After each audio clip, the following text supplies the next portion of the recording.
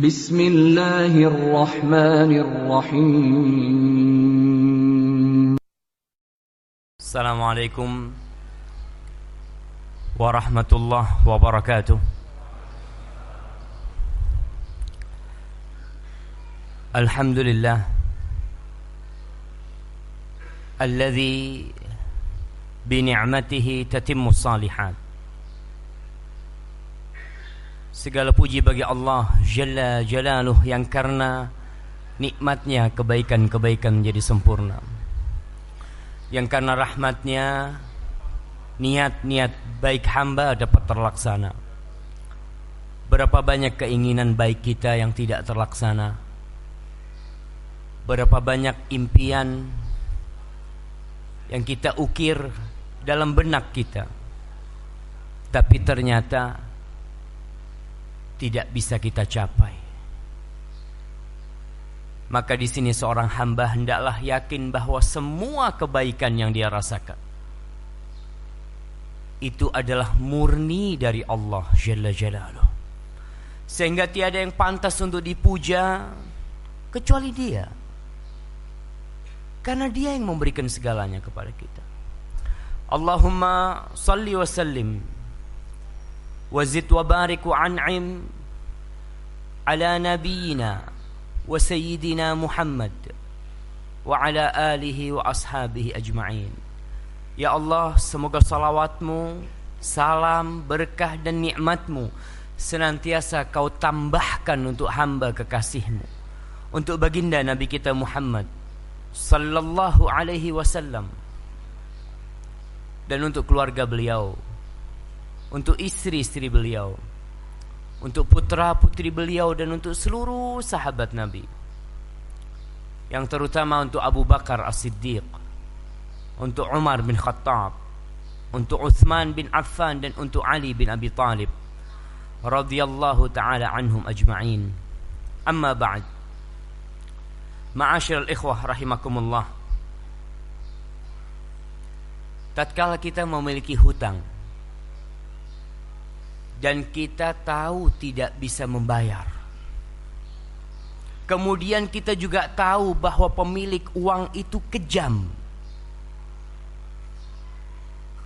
apa yang akan kita lakukan? Antum kalau punya utang, terus yang punya uang itu kejam, dan antum tahu gak bisa bayar, kira-kira yang antum lakukan apa? Berdoa memohon kepada Allah Subhanahu wa ta'ala. Dia udah datang ke rumah antum, bakal disiksa antum.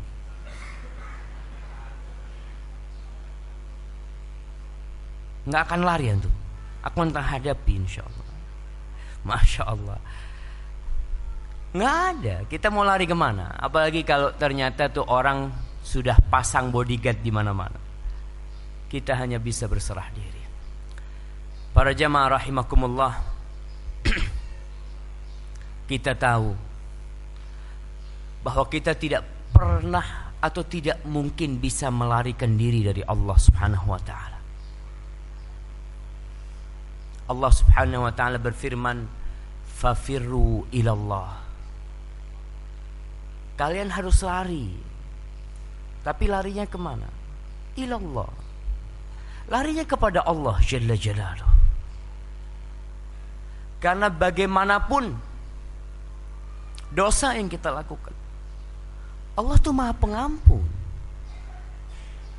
Bahkan Allah Jalla Jalaluhu dalam sebuah hadis qudsi mengatakan, ya ibna Adam, wahai anak Adam, lau ataitani biqurabil ardi khati'atan thumma ataitani la tusyriku bi syai'an la ataituka biqurabiha maghfiratan.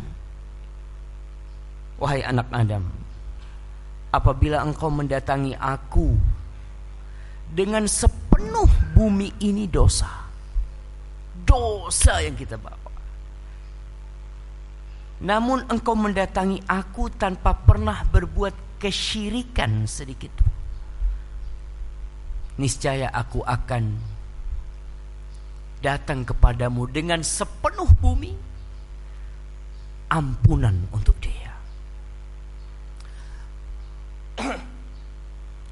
Ma'asyiral ikhwah rahimakumullah. Memang tidak ada kita mau lari kemana dalam kehidupan ini. Apalagi kita tahu memiliki batas waktu yang sudah ditentukan. Kullu nafsin dha'iqatul maut. Semua akan merasakan kematian. Antum mau di rumah sakit, mau di rumah, apalagi sekarang ini tanda-tanda kiamat. Di antara tanda-tanda kiamat yang sering kita lihat adalah mati mendadak. Yang kata Rasul sallallahu alaihi wasallam, min asyratis sa'ah mautul fajah. Mati mendadak. Lagi main bola, lagi di lapangan bola. Di lapangan. Mati. Dulu masih jarang kita melihat orang mati mendadak. Orang masih harus sakit sehingga dia masih bisa berwasiat. Dia bisa masih taubat kepada Allah. Dia masih bisa minta maaf sama keluarganya. Ini enggak. Kadangkala subhanallah, ada yang dari toko beli sesuatu. Dia membeli sesuatu dengan harapan yang dia beli mau dia makan. Kalau itu pakaian dia mau pakai, dia beli, keluar dari toko naik motor, jatuh dari motor. Mati. Maka kita harus mempersiapkan diri. Kemudian ada kiamat. Yang mungkin tidak mati, kemudian dia hidup terus. Insya Allah umurnya panjang. Tetap kau akan menghilang dari dunia ini. Karena itu sudah ketetapan Sang Pencipta. Kullu syai'in halikun illa wajha. Segala sesuatu akan sirna kecuali Allah subhanahu wa ta'ala, kecuali wajah Allah. Kullu man 'alaiha fan. Semua yang ada di muka bumi ini fana. Di dalam surat Kiamat ada berapa surat yang namanya kiamat, atau sebutkan surat yang maknanya kiamat. Anak kasih hadiah jamaah.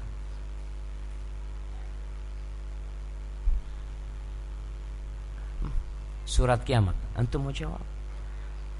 Iya, satu Al-Qiyamah. Lagi Al-Ghashiyah.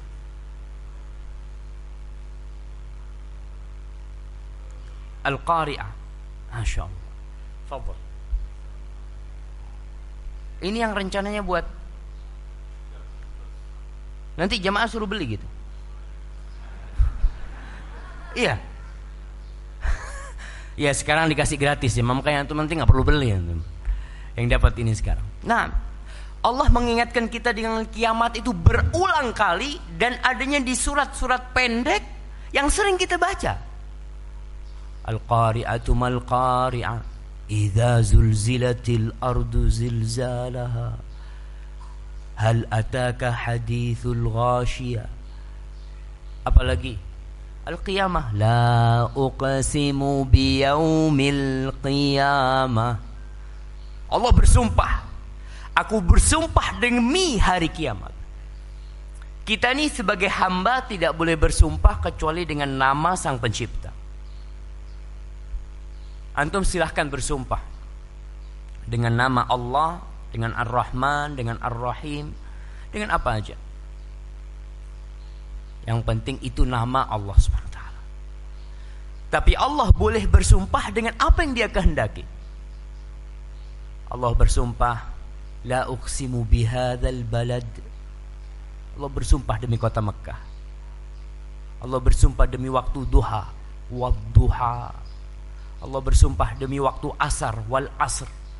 Allah bersumpah demi waktu fajar, wal fajr. Demi langit, demi mentari, Allah terserah. Di sini Allah bersumpah, la uqsimu biyaumil qiyamah. Aku benar-benar bersumpah dengan hari kiamat. Wala uqsimu bin nafsil lawamah. Aku bersumpah demi jiwa yang suka mencela dirinya. Jiwa kita nih, manusia itu sebenarnya baik, Tapi kadangkala bisikan-bisikan buruk membuat dia terpleset dalam kumbangan maksiat. Kadang-kadang nih, kita nih habis berbuat dosa, pulang, ya Allah, seharusnya aku tidak melakukan itu. Seharusnya aku tidak melakukan itu. Seharusnya aku duduk, seharusnya aku istighfar, seharusnya. Itu jiwa memang seperti itu. Allah bersumpah demi. Lalu Allah mengatakan, ayahsabul insan allan najma'a idhamah. Apakah manusia mengira kita tidak akan mengumpulkan tulang belulangnya? Tubuh kita ini bisa berdiri, bisa kokoh kan ada tulang belulangnya. Dan kita tahu orang kalau mati ada yang dibakar sehingga menjadi debu, kemudian diterbangkan. Apakah manusia mengira kita tidak akan mengumpulkan tulang belulang dia? Pernah di masa Rasul sallallahu alaihi wasallam datang salah satu dari orang-orang kafir Quraisy, dia ambil tulang belulang dari kuburan. Lalu dia mendatangi Rasulullah sallallahu alaihi wasallam mengatakan, man yuhyil idhama wa hiya ramim. Siapa yang akan menghidupkan kembali tulang yang sudah hancur? Dia hancurun, dia lemparkan kepada Rasul sallallahu alaihi wasallam. Apakah Allah akan melakukan itu? Kata Rasulullah sallallahu alaihi wasallam, na'am wa yudkhilukan nar. Iya, Allah akan menghidupkan tulang belulang ini dan Allah akan memasukkan engkau ke dalam neraka. Apa sih yang susah buat sang pencipta? Kita ini para jamaah, Allah mengingatkan kalau penciptaan diri kita ini jauh lebih mudah dari penciptaan yang lain. Allah mengatakan, a'antum ashaddu khalqan amis sama banaha rafa'a samkaha fasawwaha wa aghtasha laylaha wa akhraja duhaha. Apakah kalian lebih dahsyat penciptaannya daripada langit itu? Kalian merasa lebih ringan buat Allah menciptakan kalian. Allah membuat cahaya untuk bumi ini. Allah membuat dunia ini jadi terang, jadi gelap. Maka kalau hanya untuk menghidupkan kita, itu sesuatu yang mudah bagi Allah. Innama amruhu idza arada syai'an ay yaqula lahu kun fayakun. Allah tinggal bilang kun, jadi. Bala, kata Allah, qadirina ala an nusawwiya banana. Pasti kita bisa ngidupin kalian. Dan kita mampu menyamakan jari-jarinya. Sebagian ulama mengatakan bahwa sidik jari kita tuh beda. Nggak ada yang sama manusia itu sidik jari. Dan tatkala dia mati, dia jadi tulang belulang, Allah nanti menghidupkan kita kembali dan Allah akan samakan sidik jari kita. Nggak berbeda. Seperti tatkala kita hidup sekarang, tidak akan terjadi percampuran antara sidik jari kita dengan sidik jari teman kita. Nggak ada. Allah bisa menyamakan jari-jari kita. Yang sampai yang terkecil Allah akan samakan. Bal yuridul insan liyafjura amamah yas'alu ayyana yaumul qiyamah. Tapi itu manusia, ya dia ingin menampakkan kesombongan dirinya. Dan dia bertanya, kapan sih kiamat itu? Kemarin sudah lewat tuh waktunya kiamat. Tatkala orang-orang ribut kiamat itu jam 12, tanggal 12, bulan 12, 2012. Nggak ada yang tahu sama kiamat. Yang saya heran, umat Islam ikut-ikutan. Mungkin bener ya. Itu bisa mungkin bener. Tatkala udah bohong, diam. Udah sepi. Nggak ada yang tahu tentang kiamat itu kapan terjadi. Tapi Allah kasih tahu tanda-tandanya, dan tanda-tandanya kita udah lihat. udah dekat. Allah katakan kiamat itu terjadi fa idza bariqal basar wa khasafal qamar wa jumi'asy syamsu wal qamar. Kiamat itu terjadi tatkala mata manusia terbelalak memandang. Kiamat itu terjadi dalam kondisi seperti kematian tadi. Orang tuh nggak ada persiapan, jemaah. Sampai ada orang yang sedang bikin kolam, dia mungkin di sawah, dia kolamnya dia ratakan. Ada yang sedang belanja di pasar, lagi jual beli, lagi tawar menawar, kiamat terjadi. Memang dalam kondisi orang-orang ya sibuk dengan dunia dia.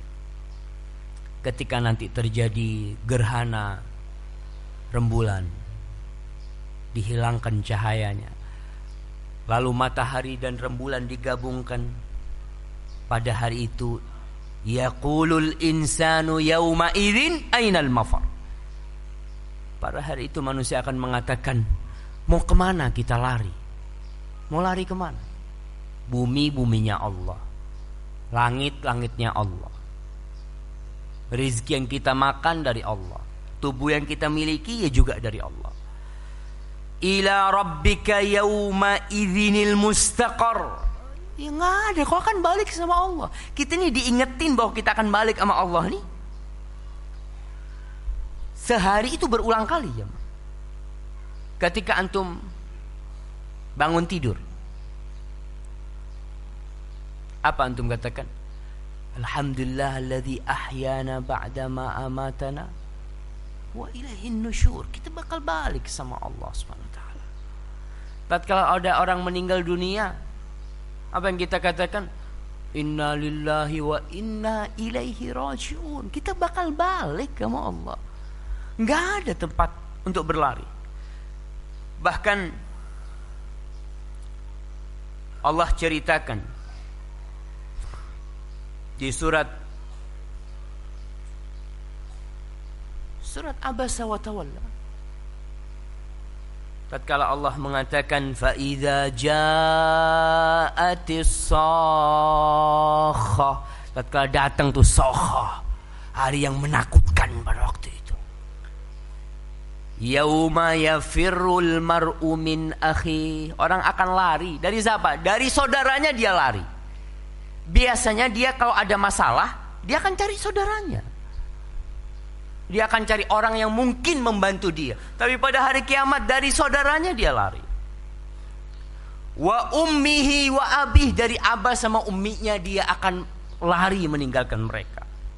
Wa sahibatihi wa bani, istrinya, pasangan hidupnya yang senantiasa kumpul sama dia, pada hari itu akan dia lupakan. Anak-anaknya, kita sekarang kalau anak kita sakit, kita akan bingung sama mereka. Kita mau bawa ke dokter, kita mau cari orang yang bisa ngobatin dia. Tapi tatkala terjadi kiamat, kita tinggalin semua. Wanita-wanita yang sedang hamil pun akan meletakkan isi perut. Hari itu hari yang menakutkan, jemaah. Terus apa yang harus kita lakukan? Ya persiapkan. Kita harus hitung-hitungan sebelum itu terjadi. Sebelum kita dibangkitkan kembali, mati udah kita sering lihat orang mati. Sebelum kita dibangkitkan kembali, yang mana pada hari itu akan ada hitung-hitungan. Kalau kita sekarang sudah mempersiapkan diri dengan hitung-hitungan kita, insya Allah aman. Seperti kita tahu nih, kita punya utang banyak sama fulan, sama fulan, sama fulan. Jatuh temponya 1 Ramadan. Kita udah hitung duit kita sekian. Oh ini nih buat bayar fulan, yang ini buat bayar fulan, yang ini buat bayar fulan. Udah, fulan datang, nih punya ente, nih punya ente, punya ente. Selesai, kita tenang. Tapi kalau kita tidak mempersiapkan diri, gampang. Ada kok yang buat bayar. Tatkala datang mereka, udah mulai dihitung. Ini punya ente ya, sekian fulan. Datang lagi fulan, datang lagi fulan, datang lagi fulan. Ternyata duitnya habis dan tidak cukup duit yang dia miliki. Allah Subhanahu wa ta'ala mengajarkan kepada kita agar kita menghisab diri kita. Di mana Allah berfirman di surat Al-Qiyamah ini, Allah katakan, yaqulul insanu yawma idzin ainal mafar kalla la wazar ila rabbika yawma idzinil mustaqar yunabba'ul insanu yawma idzin bima qaddama wa akhar. Manusia pada hari itu akan dikasih tahu semua yang sudah dia lakukan. Ini yang kau lakukan, ini yang belum kau lakukan, ini dosa-dosamu, ini kewajiban-kewajiban yang seharusnya kau amalkan, ternyata kau belum mengamalkannya, akan dikasih tahu semuanya. Dan Allah katakan, balil insanu ala nafsihi basirah walau alqa ma'adhirah. Orang tuh lebih tahu dengan dirinya. Kita ini lebih tahu dengan berapa sih dosa yang kita lakukan.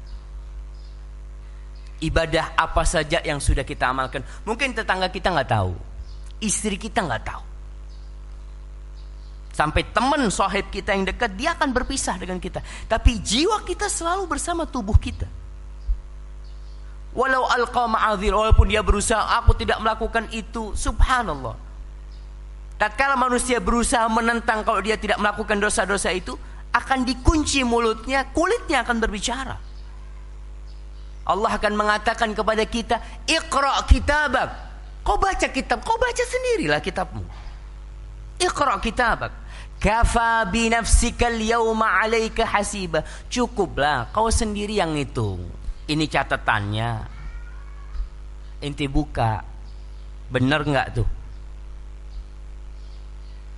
Sebelum kita suruh baca kitab itu, sekarang waktunya kita membaca catatan kita. Allah Subhanahu wa ta'ala berfirman di surat Al-Hasyr ayat 18. Ya ayyuhalladzina amanu taqullah. Wahai orang-orang yang beriman, bertakwalah kalian kepada Allah. Antum perhatikan ya. Di sini Allah mengatakan, ya ayyuhalladzina amanu taqullah wal tanzur nafsum ma qaddamat lighad wattaqullah. 2 kali Allah suruh kita bertakwa dalam satu ayat. Ada apa? Karena jiwa kita ini suka menjauh dari ketakwaan kepada Allah. Berat orang bertakwa kepada Allah itu kalau bukan dari hatinya. Lalu Allah katakan, wal tandur nafsum ma qaddamat lighad. Hendaklah setiap jiwa itu melihat apa yang sudah diamalkan lighad, untuk besok. Orang yang pandai itu bukan orang yang mempersiapkan makanan dia hari ini. Tapi orang yang pandai adalah yang tatkala dia tua, dia udah gak perlu kerja lagi. Nanti anak kepingin kalau anak sudah tua, ya udah, anak sudah tinggal istirahat, tinggal ke masjid, tinggal ngaji. Kenapa? Duitnya udah dia siapin. Kayak Ramadan nih, kita persiapan Ramadan dari sekarang nih. Kok Ramadan mau ngapain? Ramadan tuh 30 hari kayaknya anak mau gunakan untuk ibadah. Gimana nanti untuk gunakan ibadah? Nanti pagi harus syughul. Nah sekarang anak akan kerja bulan Sya'ban sepenuh-penuhnya. Nanti pas Ramadan anak gak mau syughul. Dia persiapan, karena dia tahu setahun sekali ketemu Ramadan. Ibu-ibu yang tahu di Ramadan ada sholat tarawih, biasanya malam tarawih itu orang pada belanja. Di 10 hari terakhir dia persiapkan. Bulan Sya'ban suaminya ngomong, dek, nih bulan Sya'ban kau mau belanja baju baru bulan Sya'ban, Ramadan gak ada ke pasar. Karena dia tahu di depan tuh ada apa. Tatkala kita gak tahu di depan ada apa, kita santai-santai aja. Wal tanzur nafsum ma qaddamat lighad wattaqullah innallaha khabirum bima ta'malun. Allah tuh mengetahui secara detail apa yang kalian amalkan. Kita kalau berbuat dosa sama teman kita, banyak yang gak dicatat sama dia. Mungkin dia juga lupa. Tapi sama Allah, ahsahullah wa nasuh. Allah catat semuanya dan kita lupa. Nanti kita akan baca, subhanallah. Masa sekarang ini menunjukkan kita gambaran, sedikit gambaran bagaimana nanti akan dihisab pada hari kiamat. Antum dengan adanya CCTV, Bisa nggak antum katakan anak nggak berbuat itu? Pernah kejadian di Masjidil Haram. Ada 2 orang berteman nih lagi umroh. Akhirnya selesai umroh, mereka istirahat capek. Tidurlah di Masjidil Haram. Yang satu tidur, yang satu nggak tidur. Yang nggak tidur ini ngambil barang-barang di tas sohibnya. Lalu dia pura-pura keluar. Di pintu Masjidil Haram dipegang sama penjaga. Ente sini. Ada apa? Polisi yang pegang. Anda nggak melakukan apa? Nggak apa-apa sini. Sohibnya dibangunin. Ente sini kata dia. Ada apa kata ayo ikut. Disetelin tuh CCTV. 2 sohib yang berteman. Ini siapa ini kata ini? Orang nggak bisa dia ngaling. Ya udah ente yang melakukan. Dia lihat betul ente kata iya gambarnya ente. Para jamaah subhanallah. Kita nih nggak sadar bahwa dosa-dosa kita tuh direkam. Ada malaikat kiraman katibin ya'lamuna ma taf'alun. Kiraman katibin. Malaikat-malaikat yang mulia yang mencatat semua. Dia ada di sebelah kanan dan di kiri kita. Nggak seperti CCTV yang kadang-kala rusak. Nah, kadang-kala CCTV rusak, tapi malaikat nggak ada. Dia terus catat dan semuanya lengkap. Jadi perjalanan hidup kita ini kelak akan disetel kembali kira-kira. Karena malaikat tuh nemenin kita terus. Ini baca nih kitabmu, kita akan tahu. Ma'asyiral ikhwah rahimakumullah.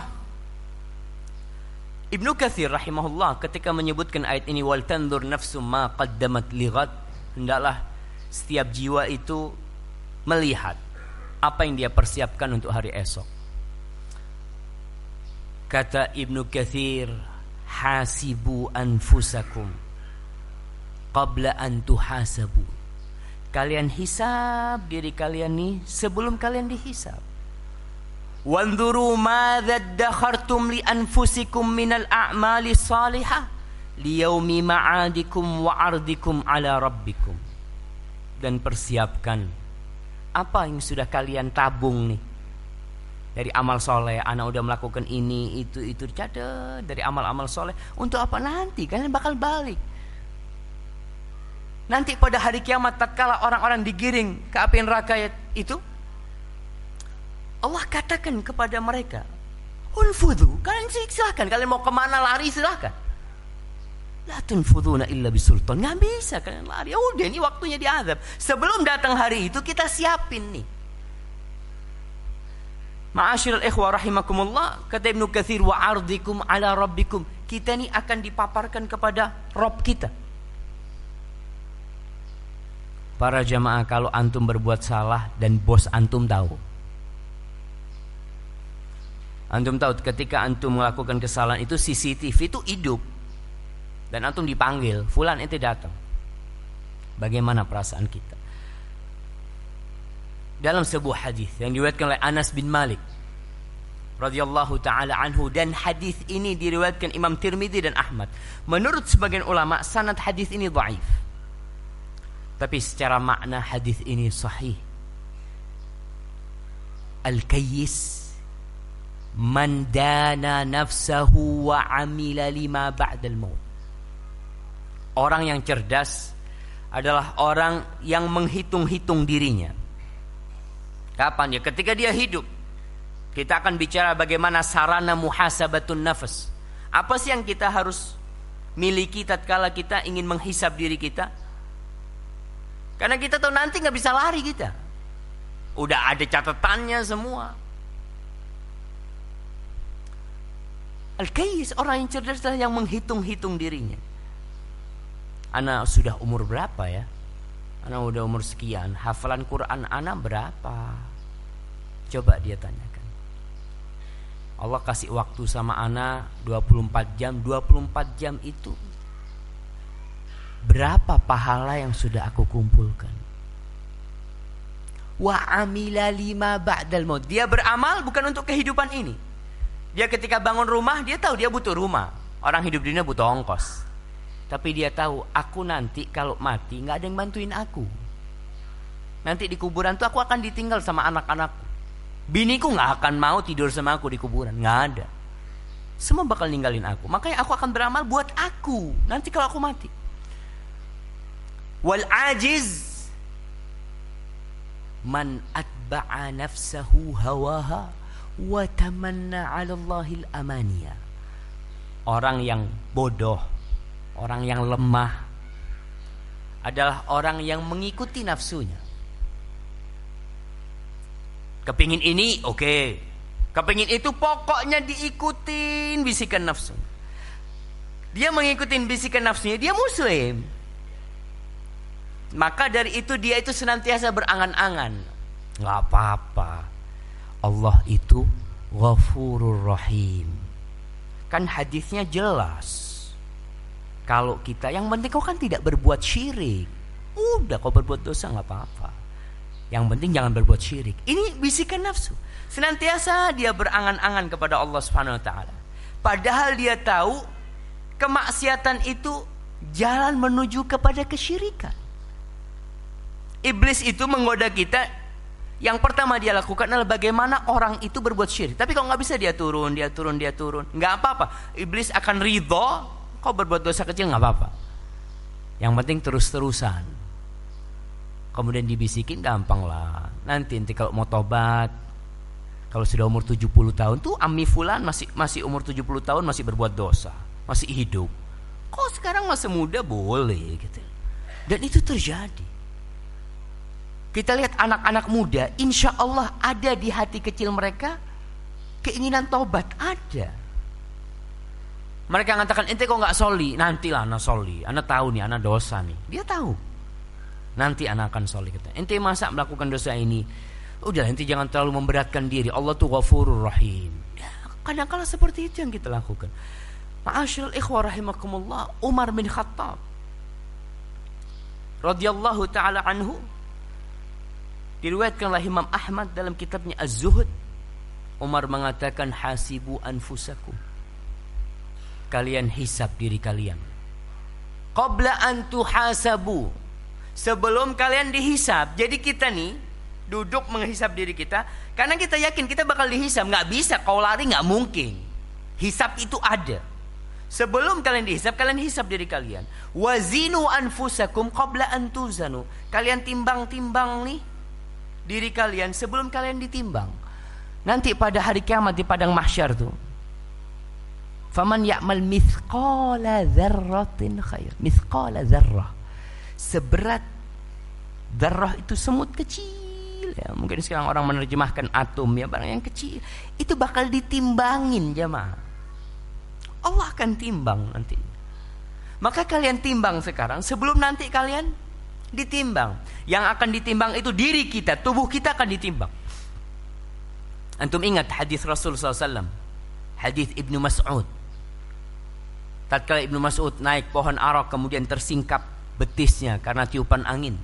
Para sahabat pada tertawa. Ketawa nih para sahabat. Nabi melihat ada yang salah dengan sahabatnya. Karena mereka menilai orang dari fisiknya. Kita kadang-kadang melihat orang dari fisiknya. Kalau orang gagah, Masya Allah nih orang baik ya. Belum tentu. Ibnu Mas'ud nih kurus, kecil orangnya. Para sahabat ketawa. Ditanya, mimma tabhakun? Apa yang kalian tertawakan? Kata para sahabat, min khumusati saqai au min diqqati saqai. Mereka mengatakan dari kecilnya betisnya Ibnu Mas'ud, kecil banget. Dia udah tua tuh Ibnu Mas'ud. Kecil banget betisnya dia. Kata Rasul sallallahu alaihi wasallam, la saqu Ibnu Mas'ud fil mizan, la saqu Ibnu Mas'ud fil mizan athqalu min Jabal Uhud. Betisnya Ibnu Mas'ud di timbangan nanti itu lebih berat daripada Jabal Uhud. Maka kita lihat nih orang yang suka olahraga, badannya Masya Allah bagus ya. Ente lihat kira-kira nanti di timbangan seberat apa ente? Kadang-kala kita harus berpikir seperti itu. Kita yang dikasih berat kayak gini nanti di timbangan ada yang seperti kapas, nggak ada bobotnya aja. Kenapa Umar mewasiatkan hal itu? Umar radhiyallahu taala anhu mewasiatkan kepada sahabat-sahabat dan tabi'in.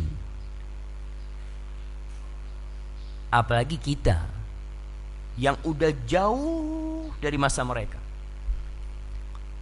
Antum kalau ngelihat sahabat-sahabat Nabi itu bagaimana mereka menghisab dirinya. Pernah Hanzalah. Siapa yang tahu keutamaan Hanzalah? Anak kasih hadiah. Hanzalah. Nah. Sahabat yang disolatkan malaikat. Iya, hampir betul ya. Tapi nggak apa-apa, anak kasih hadiah. Antum nyerempet, anak kasih hadiah. Fadhol. Iya. Ya. Naam, tuh sahabat yang dimandikan malaikat. Jangan. Ada sahabat Nabi yang dimandikan malaikat. Kita lihat bagaimana dia menghisab dirinya. Hanzalah pada suatu hari lagi di pinggir jalan, dia mengatakan ketemu Abu Bakar. Kaifa asbahta ya Hanzalah? Ente gimana pagi hari ini? Apa kata nafaqa Hanzalah? Munafik Hanzalah. Kata Abu Bakar, yang benar ente ngomong. Gimana ente ngomong diri ente munafik, kata dia. Kata dia, idza kunna inda Rasulillah sallallahu alaihi wasallam wa dzakarana billah wa dzakara lana al-jannah wan nar ka'annaha aw ka'annama ra'yal 'ain. Ketika kita sama Rasulullah SAW duduk di pengajian sama Nabi jelasin tentang Allah, tentang surga, tentang neraka, seakan-akan kita melihat tuh semua. Falamma afasnal ahla wabbai'a, ketika wal mal, ya, tatkala kita udah pulang, udah ribut sama istri kita, sama anak-anak kita, sama kebun kita, sama kerjaan kita lupa. Nih, dia menghisap dirinya. Kata Abu Bakar, sama ente sama anak kalau gitu. Gimana ya, kita tanya sama Rasulullah SAW. Berangkat mereka, laporan. Nih, kita nih masalahnya jiwa. Ini hisap jemaah. Ini contoh orang yang menghisap dirinya. Lalu dia datang ke Rasulullah SAW. Mereka mengatakan, ya Rasulullah, gini nih ceritanya nih. Rasulullah SAW mengatakan, lau takunun, andai kata kalian tatkala berada di keluarga kalian, ya, kama takununa indi, seperti ketika kalian kumpul sama aku nih, la safahatkumul malaikatu fit turuqat wa fil furush. Kalau kalian tetap tatkala ada di rumah kalian seperti kalian ada di depanku, maka malaikat akan salaman sama kalian. Kenapa? Udah bukan manusia lagi, udah jadi kelompoknya malaikat. Sama malaikat salaman di kasur jalan-jalan kalian. Walakin sa'ah. Tapi itulah sekali-kali seperti itu ya. Tapi kita balik lagi ngaji. Kadang-kadang kita gitu kan, habis pengajian semangat. Setelah itu dapat 2-3 hari mulai kendor. Yang awalnya duduk astagfirullah. Dapat seminggu hilang astagfirullah. Nih fulan utangnya belum bayar. Nih fulan udah fulus dong gitu.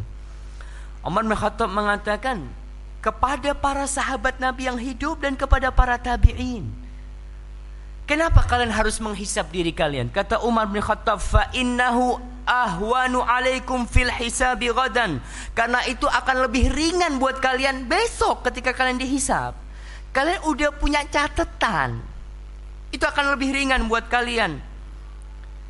Wa tazayyanu lil arad al akbar, dan kalian berhiaslah untuk hari ketika kalian ditampakkan menghadap Allah pada hari itu. Para jamaah, orang itu akan dibangkitkan dari kuburnya sesuai dengan amalnya. Yang pura-pura baik di dunia nanti tatkala dibangkitkan dari kuburnya kelihatan. Kalau kalian mau berhias, kayak ini anak datang kajian, anak pakai baju, pakai surban, pakai topi ya, siap mau ketemu antum. Antum tidak tahu siapa anak, tapi Allah tahu apa yang anak kerjakan tadi di sana. Apa yang sering ana lakukan dari dosa? Allah tahu.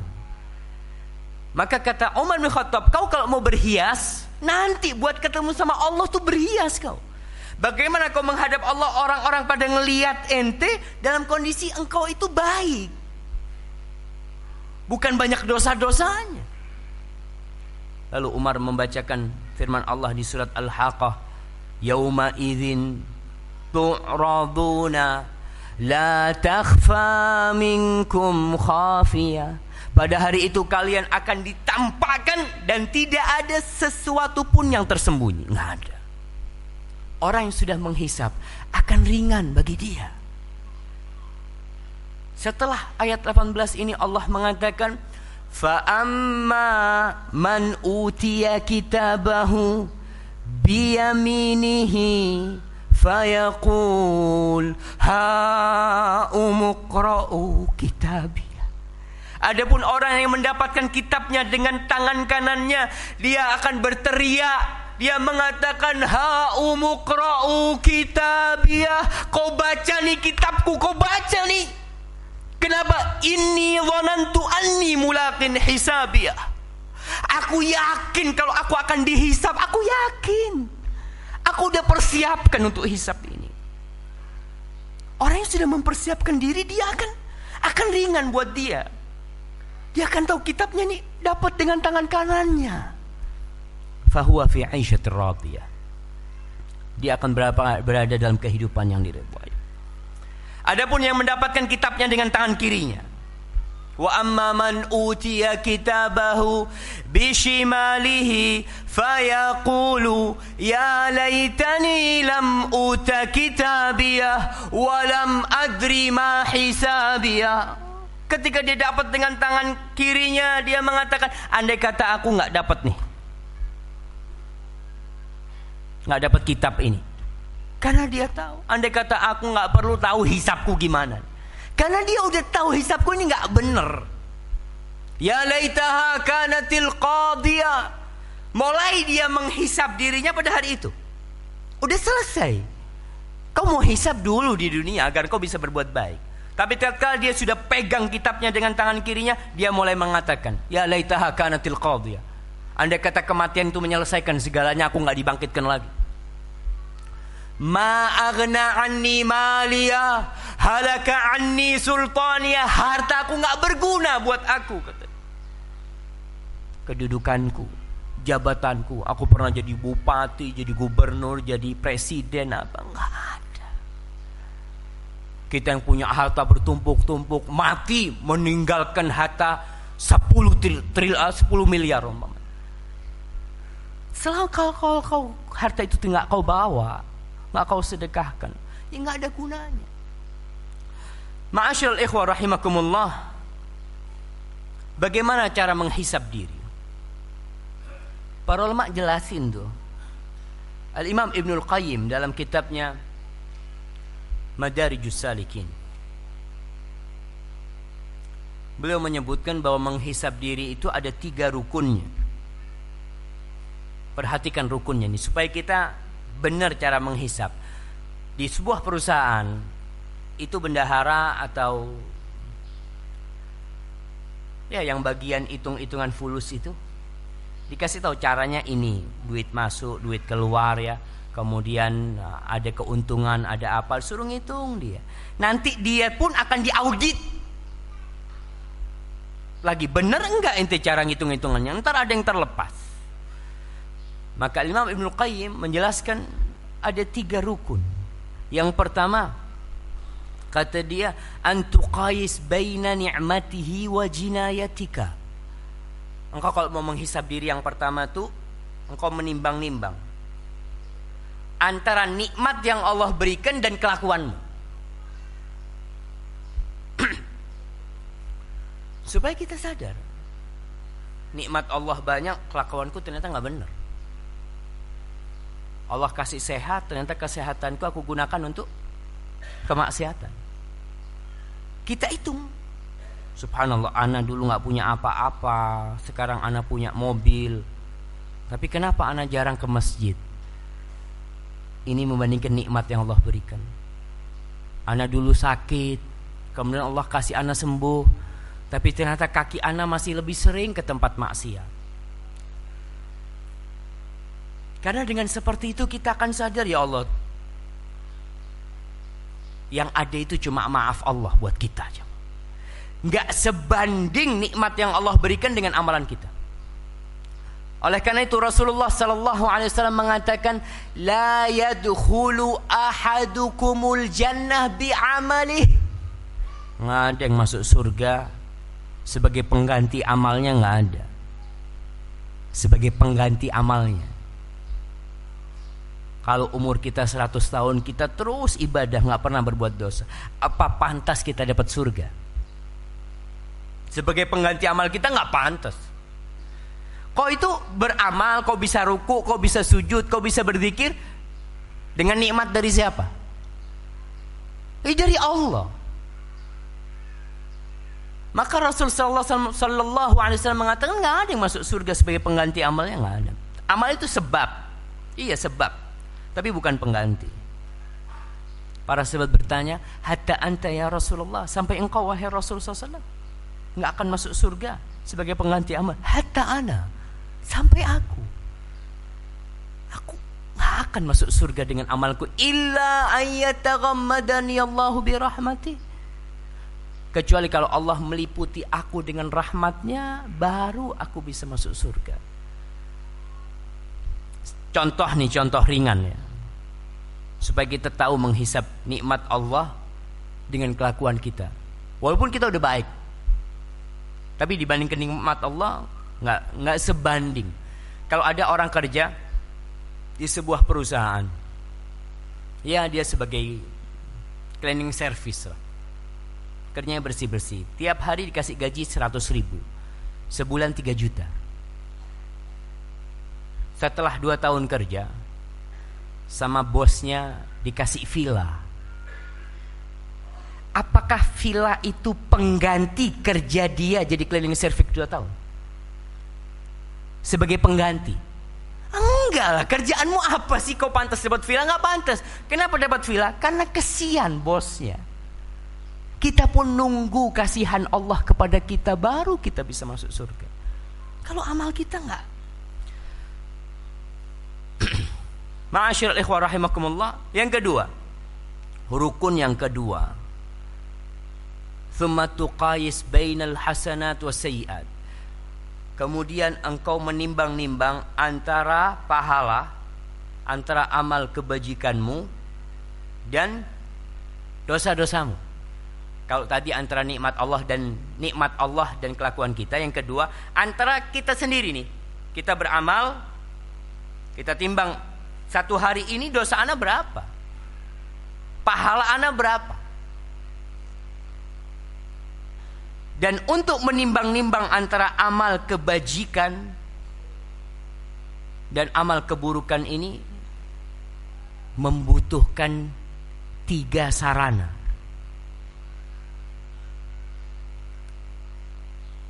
Yang pertama, ana sebutin dulu ya. Rukunnya yang pertama, menghisap antara nikmat Allah dan kelakuan kita. Yang kedua, menghisap antara kebaikan dan keburukan kita. Yang ketiga, menghisap antara hal-hal mubah yang kita lakukan dengan yang berpahala. Kalau tadi antara dosa dan antara pahala dan dosa, kalau ini antara pahala dan yang hal-hal yang mubah yang kita lakukan. Ada banyak hal-hal mubah yang kita lakukan dalam kehidupan ini, kadang-kala tuh lebih banyak dari pahalanya yang kita lakukan. Maka yang kedua, menimbang antara dosa dan pahala itu butuh 3 sarana. Yang pertama, kata Ibnul Qayyim, nurul hikmah, cahaya hikmah, yaitu ilmu yang Allah berikan kepada para nabinya, Al-Quran dan Sunnah, supaya kita tahu mana yang dosa dan mana yang bukan dosa. Kadangkala kita ini melakukan perbuatan merasa nggak dosa. Kenapa? Karena kita nggak ngerti. Contoh, Ada orang meminjamkan uang dengan bunga.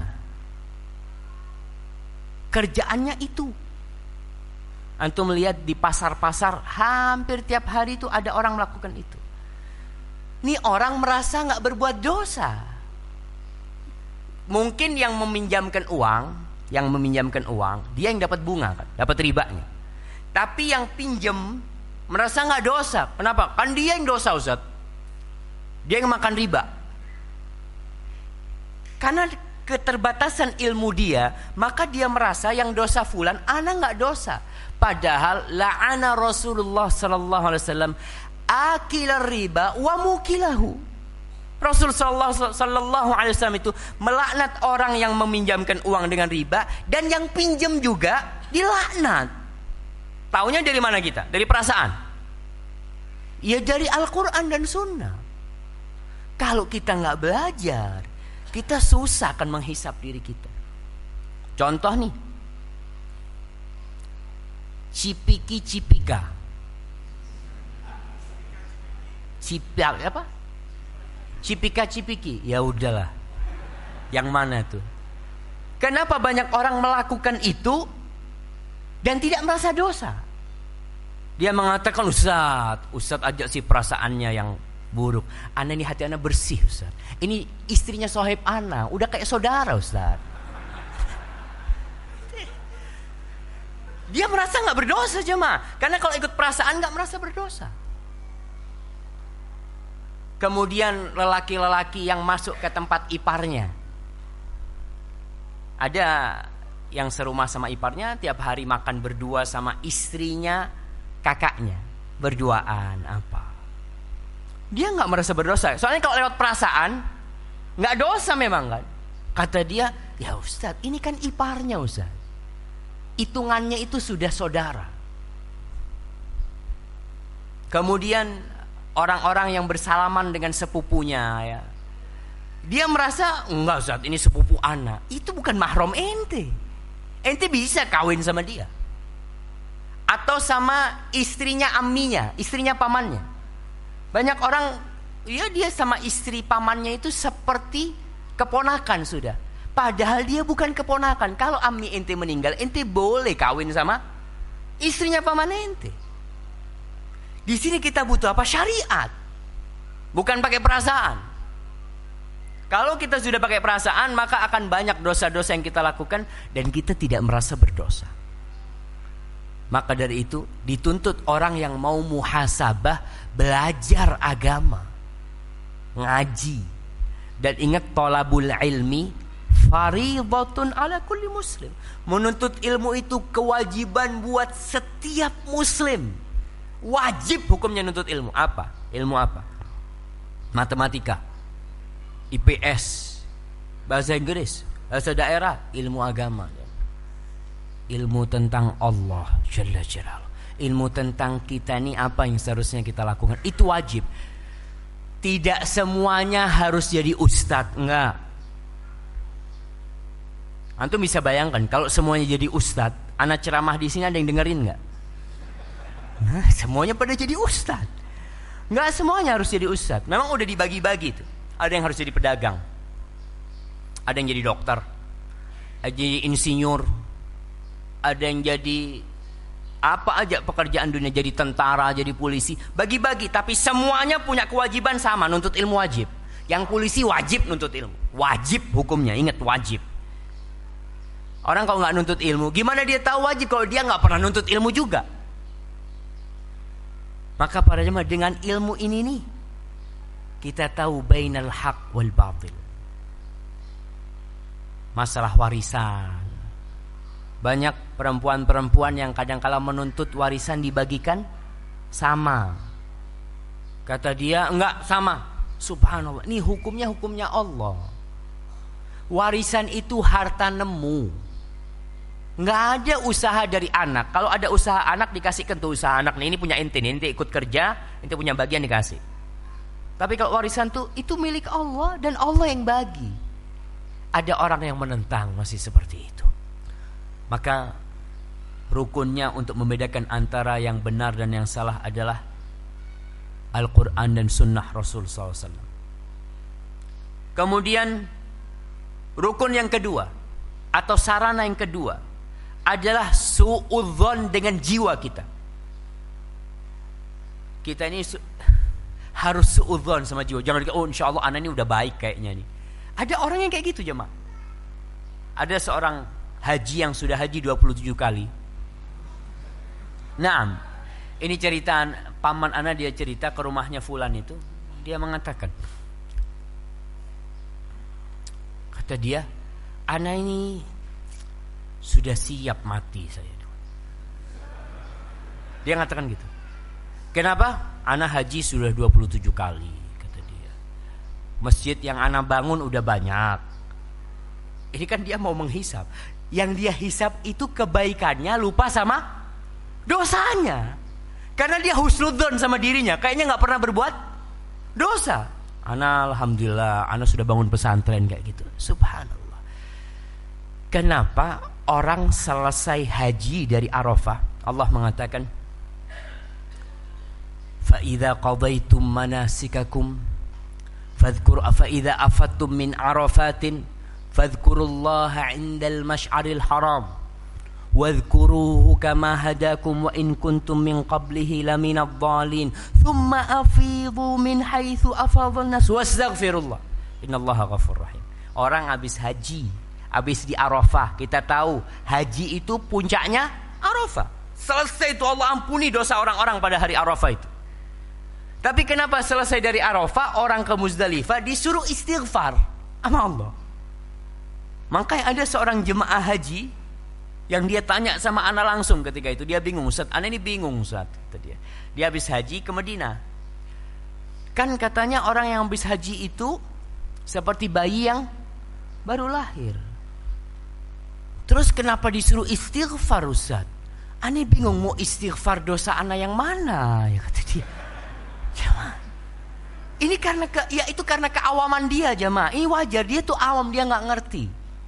Karena tadi nggak punya ilmu. Lalu dia husnudzon sama dirinya. Kita habis sholat jemaah, yang pertama kita lakukan apa? Astagfirullah. Di situ suudzon gitu ya Allah. Mungkin anak sholat tadi takut nggak diterima sama Allah Subhanahu Wa Taala. Allah tatkala menceritakan orang-orang soleh, walladzina yu'tuna ma ataw wa qulubuhum wajilah annahum ila rabbihim raji'un. Orang yang senantiasa berbuat, senantiasa melakukan dalam kondisi hatinya terus takut dia takut tuh. Karena dia akan kembali kepada Allah Subhanahu wa taala. Aisyah tanya tentang ayat ini.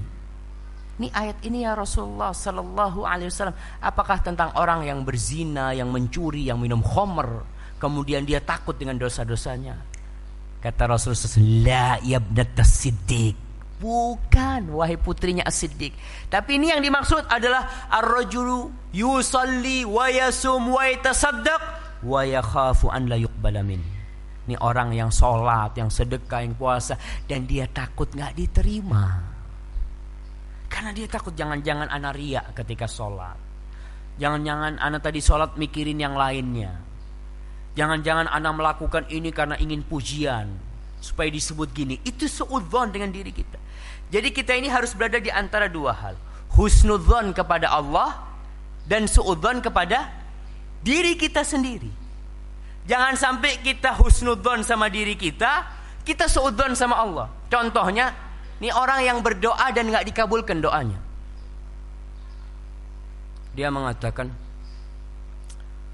Ustaz, Allah kan mengatakan, waman yattaqillah yaj'al lahu makhrajan wa yarzuqhu min haitsu la yahtasib. Barang siapa yang bertakwa kepada Allah, pasti Allah kasih jalan keluar dan Allah kasih rezeki dari arah yang tidak disangka-sangka. Kan Allah mengatakan gitu. Ustaz, anak ini udah bertakwa Ustaz, tapi kok masih sulit rezeki ya Ustaz? Dia kan husnudzon sama dirinya, suudzon sama Allah. Seakan-akan Allah ini belum ngasih janjinya. Di sini ketika kau merasa bertakwa, berarti kau belum bertakwa. Allah mengatakan, fala tuzakku anfusakum huwa a'lamu bimanittaqa. Kalian tuh jangan membersihkan diri kalian, sok suci. Allah tuh lebih tahu siapa yang paling bertakwa di antara kalian.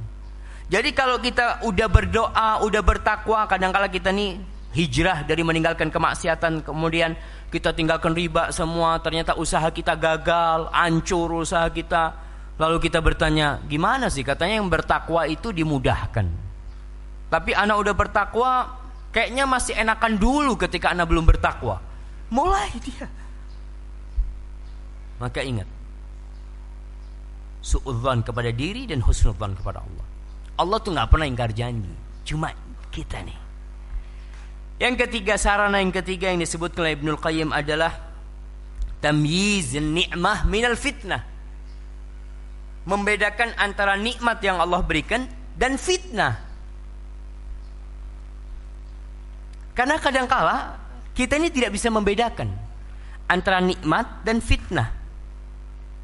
Allah mengatakan tentang nikmat ini, innama amwalukum wa auladukum fitnah. Sesungguhnya harta kalian dan anak kalian fitnah, itu ujian. Kapan jadi ujian dan kapan jadi nikmat? Tatkala rizki kita dilancarkan, kemudian kita tambah dekat sama Allah, insya Allah tuh rizki jadi nikmat. Umpamanya gini, dulu ana subhanallah, ketika ana masih pakai sepeda ontel, ana tuh jarang ke masjid Imam Syafi'i. Setelah Allah kasih, alhamdulillah, mudah-mudahan motor ini jadi nikmat buat ana. Dia bedain. Karena banyak orang yang lupa ketika insya Allah Allah cinta sama. Apa buktinya? Ini lihat ente, harta ana semakin berlimpah ruah. Ya lihat, apakah dengan harta yang berlimpah ruah itu ente bisa sholat ke masjid? Apa enggak? Di sini kita tahu.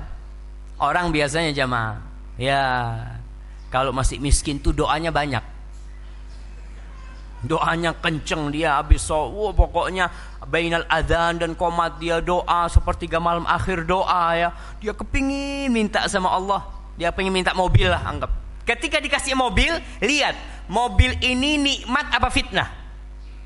Di situ kita harus tahu. Jangan-jangan setelah Anda dapat mobil berhenti berdoa. Udah selesai.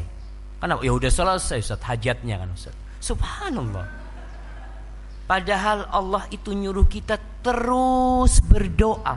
Doa ini salah satu bentuk ibadah. Maka dengan cara seperti itu kita akan tahu bagaimana kita menghisab diri kita. Kita yang pertama tadi udah punya ilmu. Yang kedua kita suudzon sama diri kita. Yang ketiga kita bisa bedain antara nikmat dan fitnah. Rasulullah sallallahu alaihi wasallam mengatakan, "Idza ra'aitallaha yu'til 'abda ala ma'asihi ma yuhibbu fa'lam annahu istidraj." Kata Rasul sallallahu alaihi wasallam, kalau engkau melihat Allah tuh numpahin rizkinya, memberikan rizkinya kepada seorang hamba, semua yang dia inginkan Allah kasih kepada tuh hamba. Dalam kondisi tuh hamba berbuat dosa, maka ketahuilah kalau itu namanya istidraj. Orang itu sedang diluluh. Dibiarin sampai dicabut nyawanya dalam kondisi dia belum siap.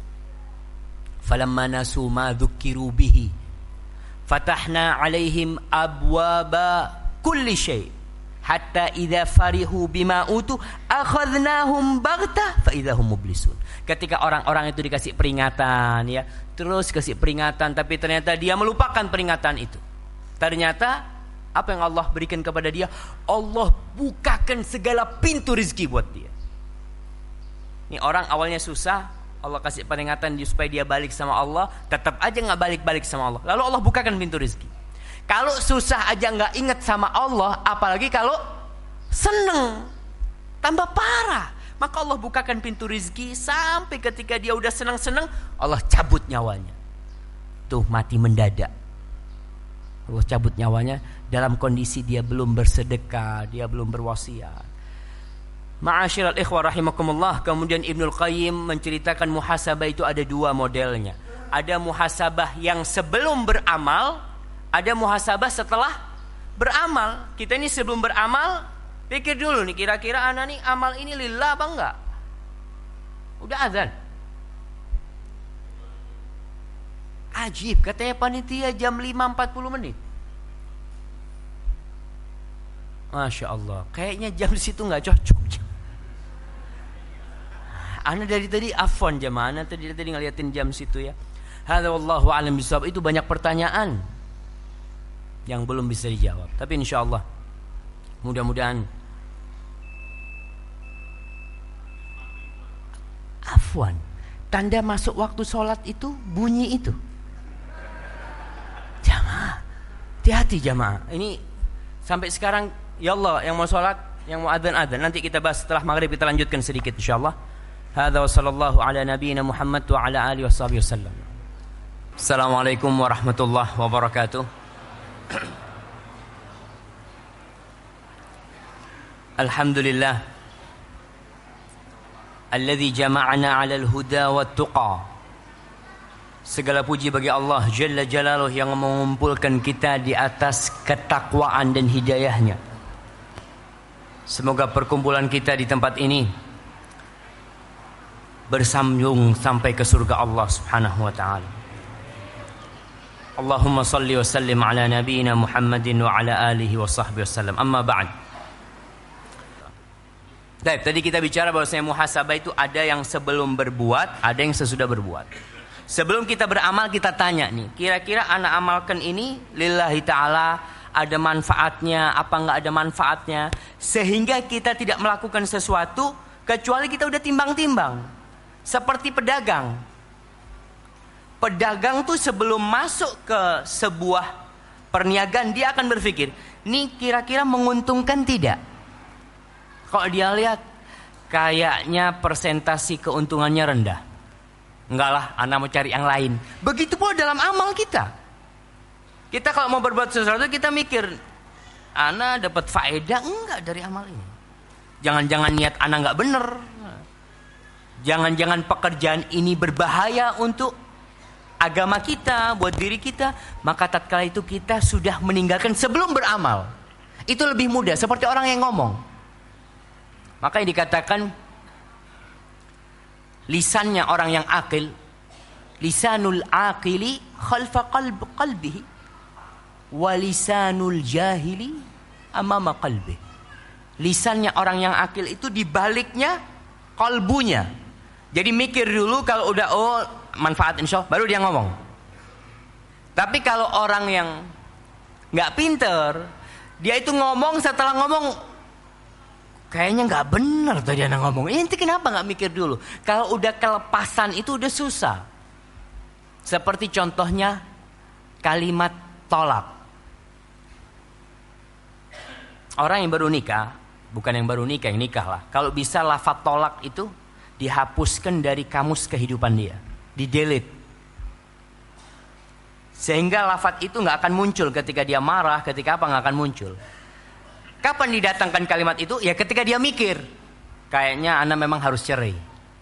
Kayaknya nggak mungkin dilanjutkan. Dia mikir, bismillah. Kata itu diambil lagi, dikeluarkan, katakan talak.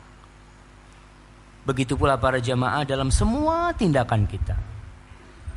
Khususnya kita dalam ungkapan-ungkapan kita mikir. Baik, yang sesudah beramal, kata Imam Ibnul Qayyim mengatakan, yang setelah amal itu ada 3 modelnya, yaitu menghisap dari ketaatan-ketaatan yang kita lakukan. Ana nih ketaatan ana sudah sampai tingkat mana? Tetap ini butuh ilmu, kita tahu ini ternyata dapat pahala. Umpamanya sholat ya, ana ini umur 50 tahun nggak pernah sholli di masjid kita orang, kecuali Jumatan. Nih hisab. Iya ya, anak kalau ke pasar tiap hari nggak ada masalah. Tapi ke rumah Allah jarang. Padahal kita tahu langkah-langkah ke rumah Allah itu dicatat itu. Tapi kenapa anak males? Tapi ke pasar nggak usah diiming-imingin pahala, datang ke pasar. Nggak ada, apa ada iming-imingin pahala? Yang berangkat ke pasar 1 langkah diangkat derajatnya, dihapus, nggak ada. Tapi orang ke pasar, tapi ke masjid mikir dia. Mungkin sebagian sampai sholat istikharah. Anak sholli di masjid apa enggak ya? Katanya sama Ustadz suruh isi muhasabah. Tidak kan.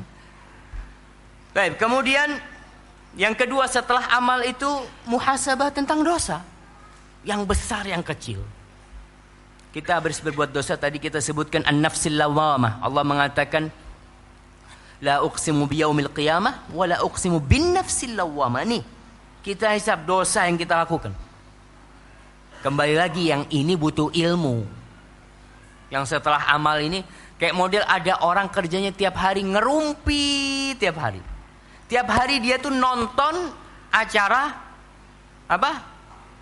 Check and recheck. Apa lagi? Hah? Gosip. Terus apa jemaah? Antum pura-pura nggak tahu, nggak usah. Anak nggak tahu. Aja antum. Itu subhanallah, ada orang yang kalau nggak ngelihat itu, Allah kata dia, gimana? Fulan nih akhirnya cerai enggak nih? Kata dia lihat, tonton. Dan ibu-ibu masya Allah, kalau sudah nonton itu anaknya, sono. Ini suruh sono. Kita tahu ini dosa jemaah.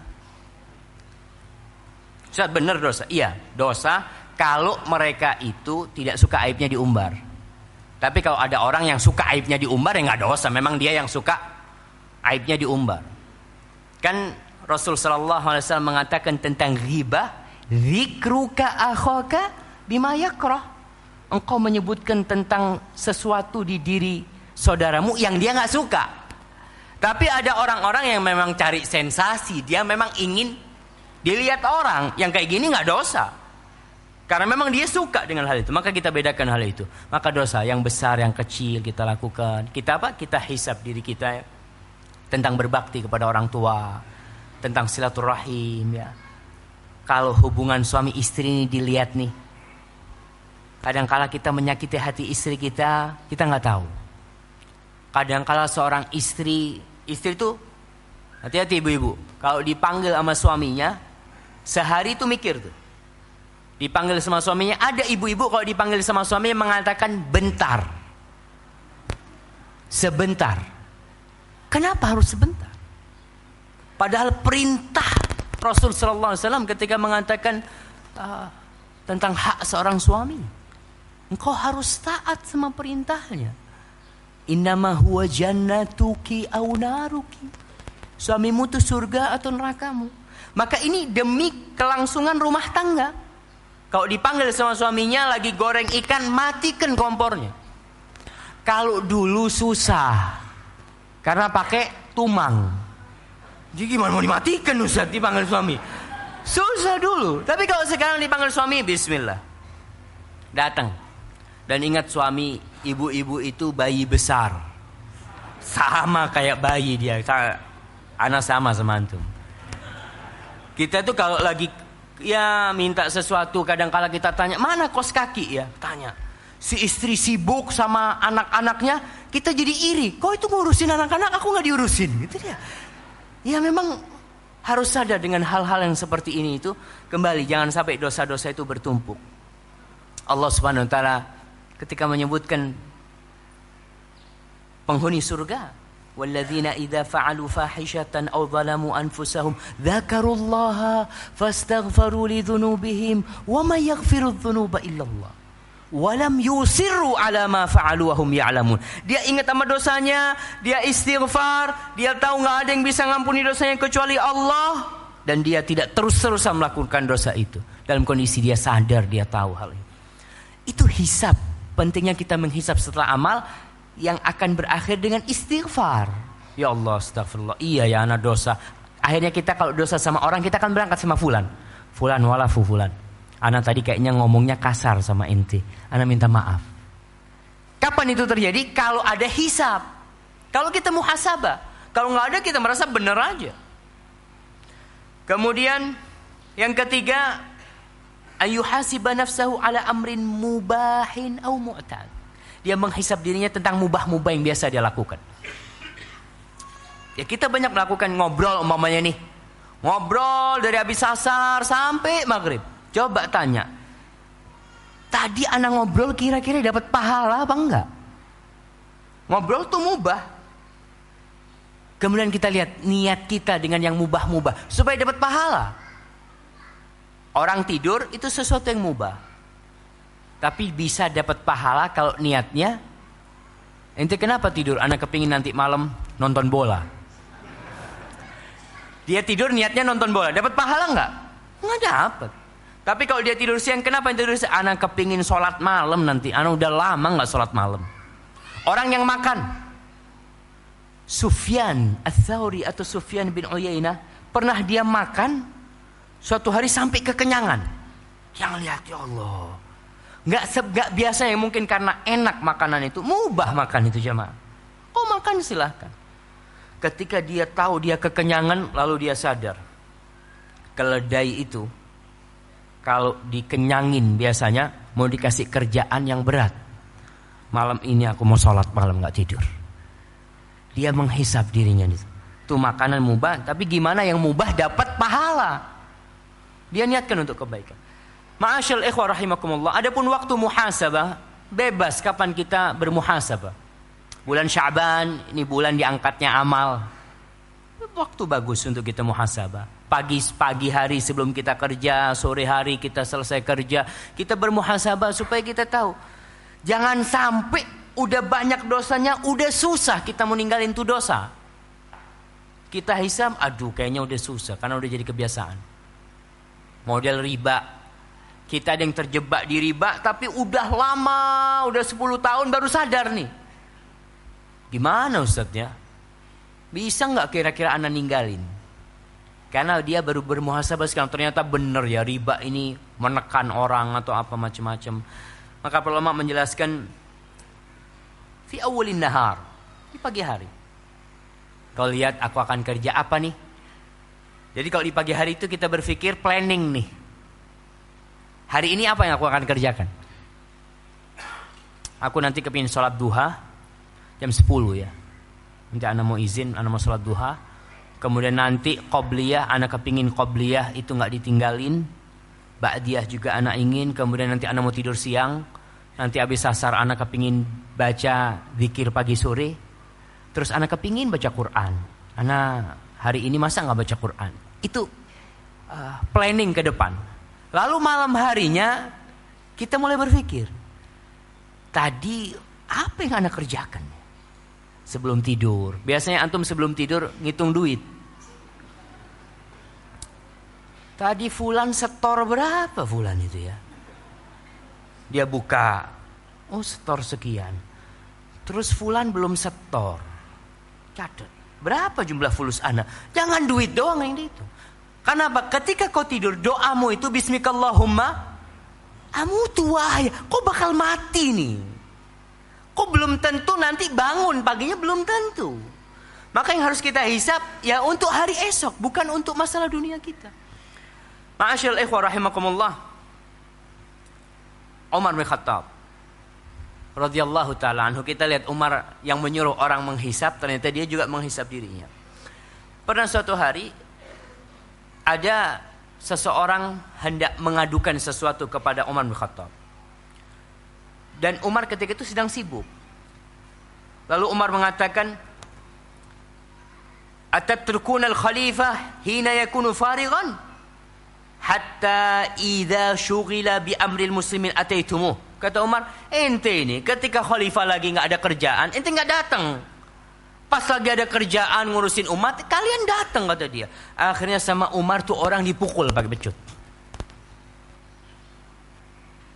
Siapa yang tidak tahu Umar bin Khattab? Setan lewat cari jalan lain. Subhanallah. Padahal Umar nggak kelihatan sama setan. Lalu orang itu pergi dalam kondisi dia sedih. Akhirnya Umar mikir, loh kayaknya anak zalimi itu orang. Lalu dia panggilkan itu orang tadi yang sudah anak pukul, dikasih sama Umar, ini pecut, kau pukul aku. Ini muhasabah jemaah. Sebelum nanti di akhirat, di sini muhasabah. Ini kau ambil pukul aku. Kata Umar, idribni kama darabtuka. Kau pukul aku sebagaimana aku memukulmu tadi. Kata orang ini, enggak Umar, kata dia. Taraktu haqqi lillahi walaka. Aku biarkan hakku untuk Allah dan untukmu. Kata Umar bin Khattab, imma antatrukahu lillahi faqat wa imma an ta'khudha haqqak. Kata Umar, kau hanya punya dua pilihan. Yang pertama, kau biarkan hakmu hanya untuk Allah saja, atau kalau tidak, kau pukul aku. kau ambil hakmu. Lalu kata orang ini, taraktuhu lillah. Wahai Umar, aku tinggalkan itu untuk Allah Subhanahu wa taala. Sudah selesai. Umar pulang ke rumahnya, sampai rumahnya dia sholat 2 rakaat, kemudian dia duduk. Dia mengatakan, ya ibnal Khattab, wahai anaknya Khattab, kunta wadi'an farafa'akallah.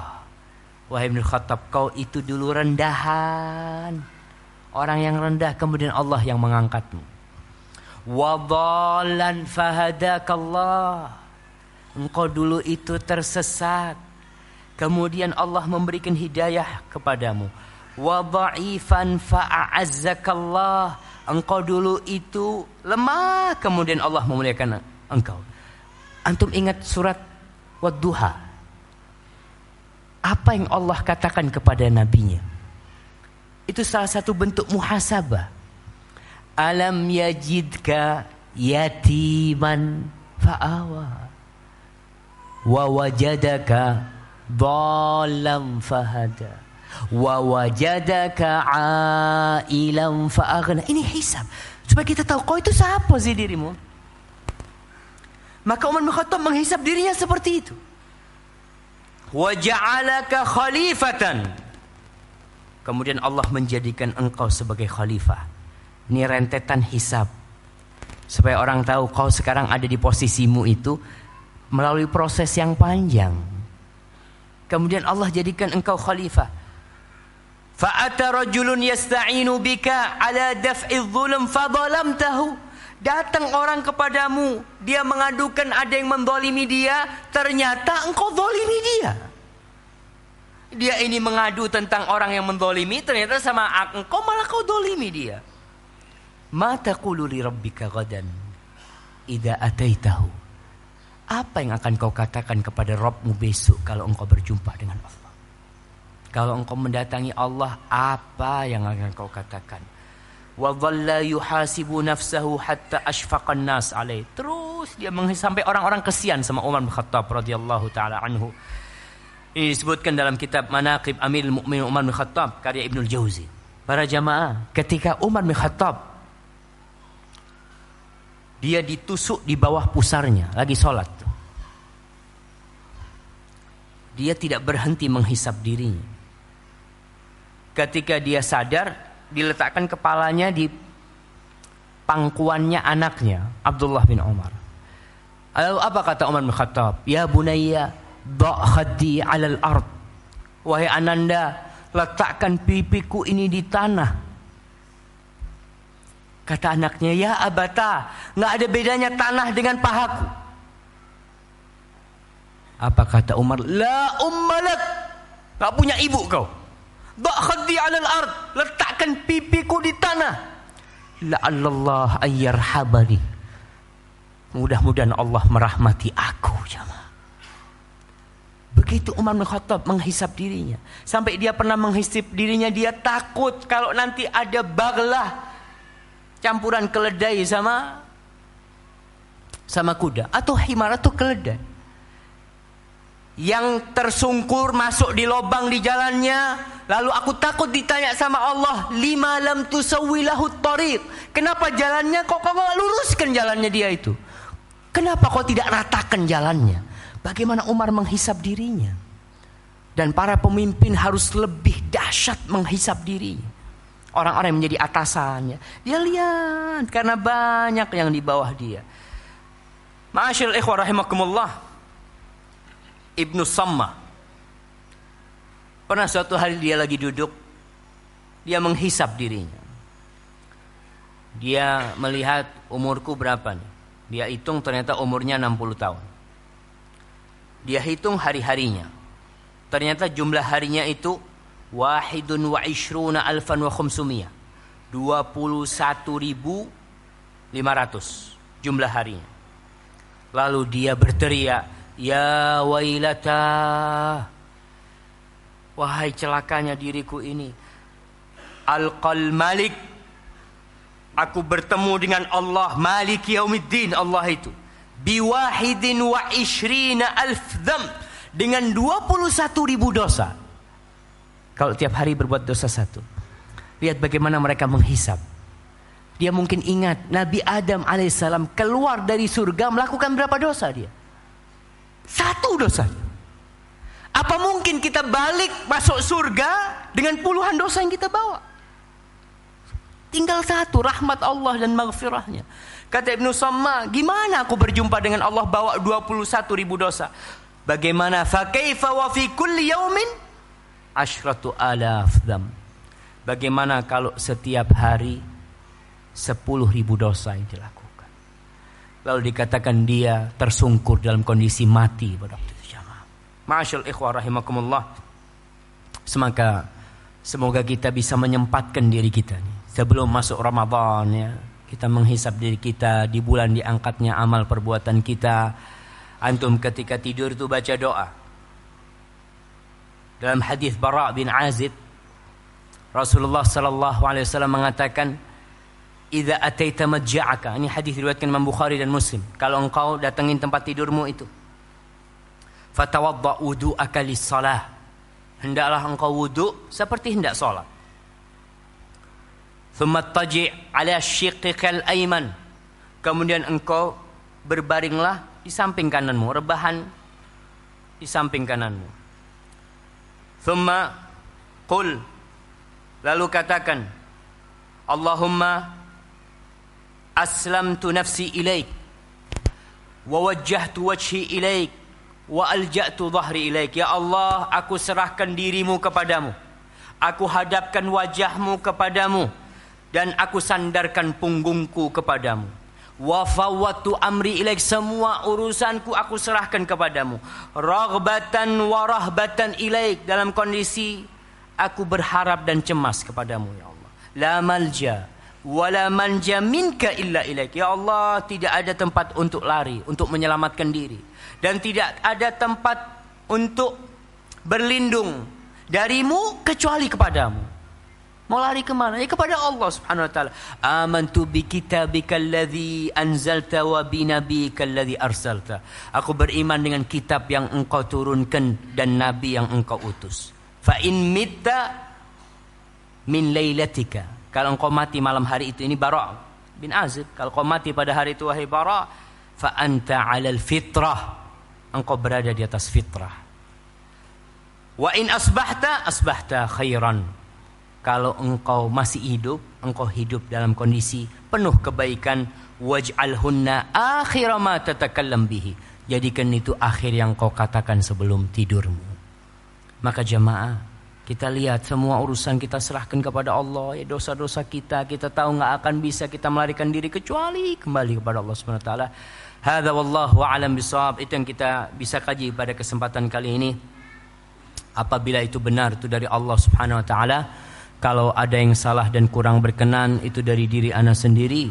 Allah dan Rasulnya terbebaskan dari kesalahan itu. Sallallahu ala nabiyina Muhammadin wa ala alihi wasallam. Maaf Ustaz, ana bertanya kenapa sekarang banyak negara muslim yang berperang terus, dan Romawi akan berkoalisi dengan muslim untuk berperang dengan siapa? Dengan siapa? Wallahu a'lam bishawab. Tapi dengan musuh bersama mereka. Apakah itu komunis? Karena orang-orang Romawi, orang-orang Nasoro, mereka tetap menolak komunisme. Nanti pada akhir zaman, umat Islam disebutkan akan berkoalisi dengan orang-orang Romawi untuk musuh bersama mereka. Setelah musuh bersamanya hilang, baru nih Romawi dan Muslim perang. Dan setelah itu ya muncul Ya'juj dan Ma'juj ya. Itu tanda-tanda kiamat, termasuk tanda-tanda kiamat yang sudah besar jemaah. Adapun kalau bertanya kenapa sekarang ini banyak negara muslim yang berperang, antum jangan berpikir negara. Kita di Indonesia, kenapa banyak yang nggak akur? Para jamaah, kita bersedih melihat saudara-saudara kita dibantai, dibunuh di sana. Tapi tentunya apa yang terjadi itu bima kasabat aidin nas, karena kelakuan kita sendiri. Maka tidak ada yang perlu disalahkan. Kitanya gimana? Apa yang perlu kita lakukan? Memperbaiki diri. Tadi kita bermuhasabah bagaimana kita bisa jadi lebih baik ya. Apa sih yang sudah kita lakukan? Barakallahu fikum. Ustaz, gimana amalan biar cepat ketemu dengan jodoh kita? Ana izin minum dulu jam.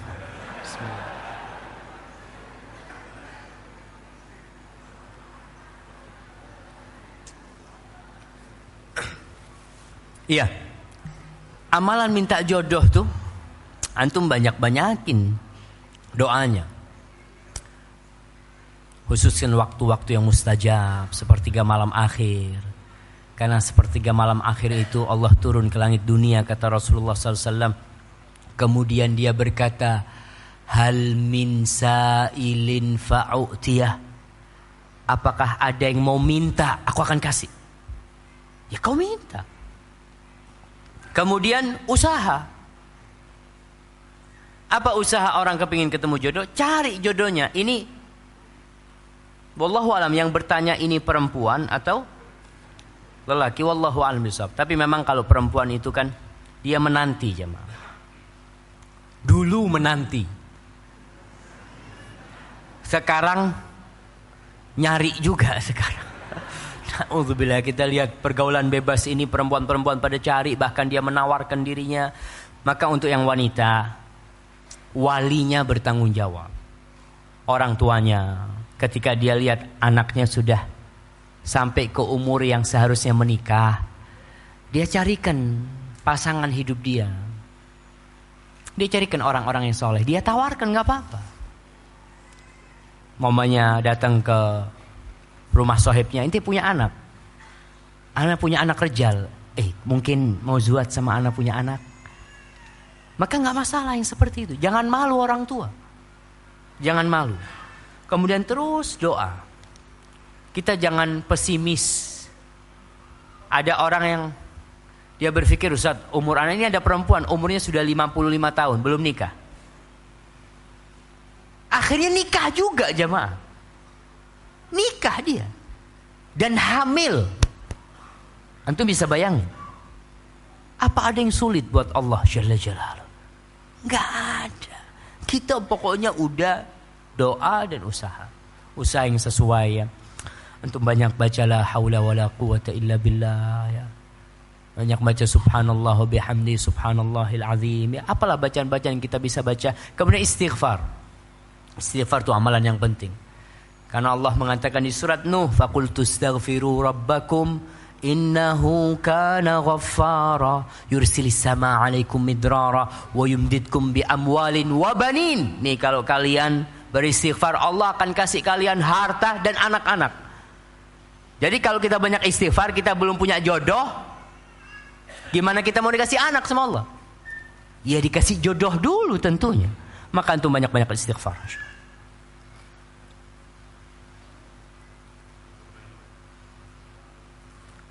Bagaimana kiat kita dalam menghidupkan semangat jihad pada masa sekarang ini?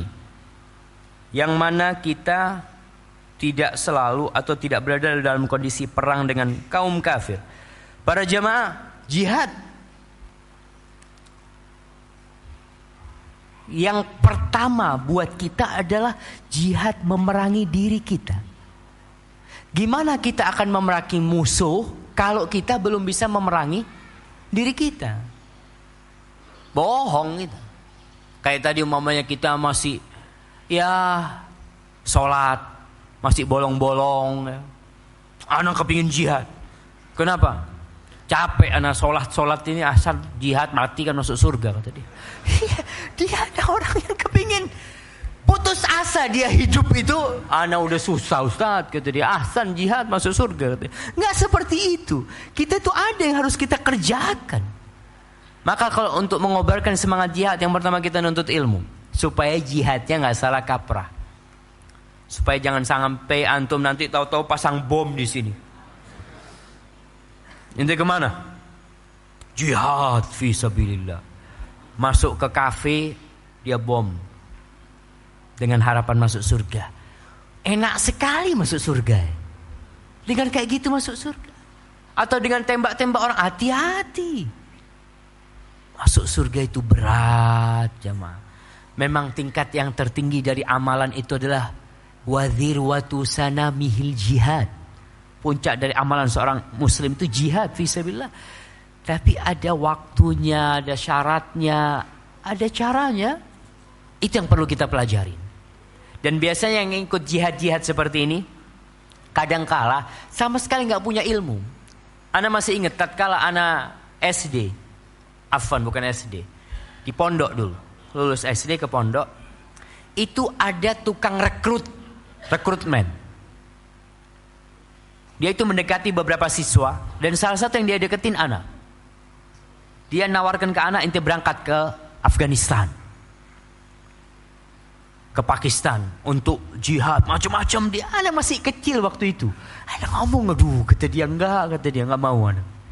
Tapi ada rekrutmen, orang yang tidak ngerti, dia seperti dicuci otaknya, langsung dia berangkat. Tanpa izin orang tuanya apa, subhanallah. Di masa Rasulullah SAW ada sahabat mau jihad, ada Nabi Muhammad SAW yang jadi pemimpin perangnya Nabi Muhammad SAW. Nabi ditanya, orang tua ente masih ada? Ada, kata dia. Pulang. Fafihi ba fajahid. Kau kan mau jihad, kau berjihadlah kau di rumahmu, berbakti kepada orang tua. Itu bernilai jihad. Maka para jamaah yang perlu kita lakukan, mempersiapkan sejak sekarang. Seorang muslim harus senantiasa siap. Dan persiapan yang pertama iman. Dia siapkan ketika panggilan jihad datang dan akan datang, kita sudah dalam kondisi siap. Hadza wallahu a'lam bissawab. Ustaz, kitab apa saja yang sekiranya Ustaz rekomendasikan untuk mempelajari sirah Nabi, sirah sahabat dan sirah tabi'ut tabi'in? Kalau sirah Nabi banyak ya.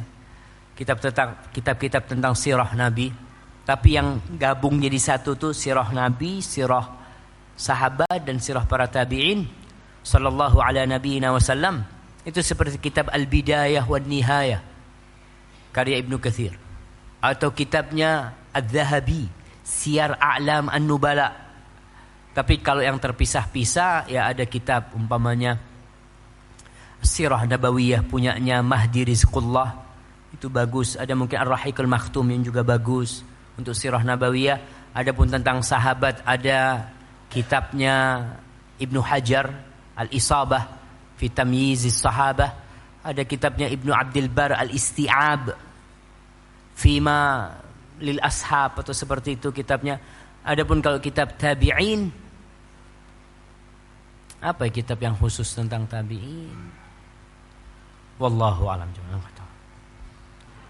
Ustaz mau tanya, tadi dikatakan kiamat akan terjadi secara tiba-tiba dan semua orang akan terkejut. Lalu apakah dengan munculnya Dajjal manusia tidak sadar juga? Nggak sadar. Bahkan ada yang beriman dengan Dajjal. Dajjal datang, mereka beriman. Karena Dajjal mengatakan, Ana Rabbukum, aku Tuhan kalian. Dan sebagian akhirnya beriman dengan Dajjal. Orang Islam ya kita katakan. Muslim nih, murtad beriman sama Dajjal. Maka jamaah, fitnah yang terbesar itu nanti Dajjal. Rasulullah SAW, semua Nabi, bukan cuma Nabi Muhammad SAW, sejak Nabi Adam, Nabi Nuh, sampai Nabi Muhammad, semua memperingatkan tentang Dajjal. Karena fitnahnya terlalu besar. Kita ajak sama orang sakti. Masya Allah, ini waliullah nih. Ya kita kayak gitu kan. Ini orang Masya Allah naik ke atas bisa langsung turun. Bagaimana dengan Dajjal yang ditampakkan bisa menghidupkan dan mematikan? Kita ngelihat orang rambutnya kalau kena angin tuh ada percikan api. Masya Allah, hadza waliullah. Lalu kita taat sama dia apa? Bagaimana dengan Dajjal yang dia bisa mengeluarkan harta karun dari bumi? Dikeluarkan, kemudian dia bawa surga sama neraka. Dia bawa api yang berkobar dan dia membawa taman-taman yang indah. Hati-hati jamaah tentang Dajjal itu ya. Maka doalah sebelum salam itu yang dibaca oleh Rasulullah sallallahu alaihi wasallam. Allahumma inni a'udzubika min adzabil qabr wa min adzabi jahannam wa min fitnatil mahya wal mamat wa min syarri fitnatil masihid dajjal. Belum adzan, udah waktunya sholat. Hah? Berapa? Tinggal 1 menit jamaah. Afwan ya, ini sebagian pertanyaan tidak ana jawab karena memang waktunya, mudah-mudahan lain waktu antum bisa tanyakan kepada ustadz-ustadz yang lainnya. Masjid kita kelihatannya sempit karena antum banyak.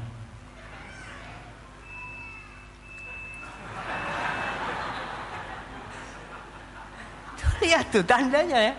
Ustadznya suruh berhenti kalau gitu, udah mau adzan. Ya kita doakan mudah-mudahan Masjid Imam Syafi'i ini jamaah bisa lebih besar lagi, sehingga bisa menampung jamaah yang lebih banyak. Dan harapan ana, antum setelah kajian ini bisa menghadiri kajian-kajian rutin.